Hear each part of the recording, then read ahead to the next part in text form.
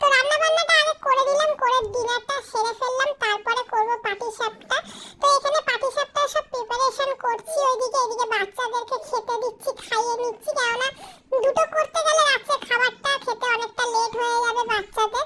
তো ওই জন্য ভাবলাম খাবার দাবারটা খেয়ে দিয়ে রাতে তারপরে করবো। আর এখানে দেখো আমি ক্ষীর দিয়ে পাটিসাপটাটা করবো, আর ক্ষীরটা ঘরে আমি বানাচ্ছি দুধটাকে শুকিয়ে। তো এখানে দুধটা দেখো আমি এখানে শুকাতে নিয়েছি, একটু আমুল স্প্রে দিয়ে দিলাম দুধটার মধ্যে, আর দেবো চিনি। দেন জানোই তো তোমরা কি করতে হয়, আশা করি সবাই জানোই।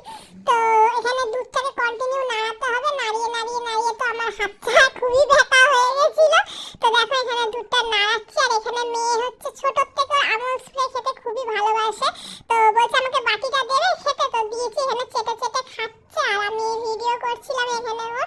তো দেখো এই যে এখানে অনেকটাই দুধটা শুকিয়ে এসছে, এবার ক্ষীরের দিকে যাচ্ছে শুকাতে শুকাতে দুধটা। তো দেখো এই যে ক্ষীর আমার তৈরি হয়ে গেছে। তো এটা কিছুক্ষণ একটু ঠান্ডা করতে দেব, আর ওইদিকে আমি বাইরের ব্যাটারটাও রেডি করে রেখেছি পিঠে।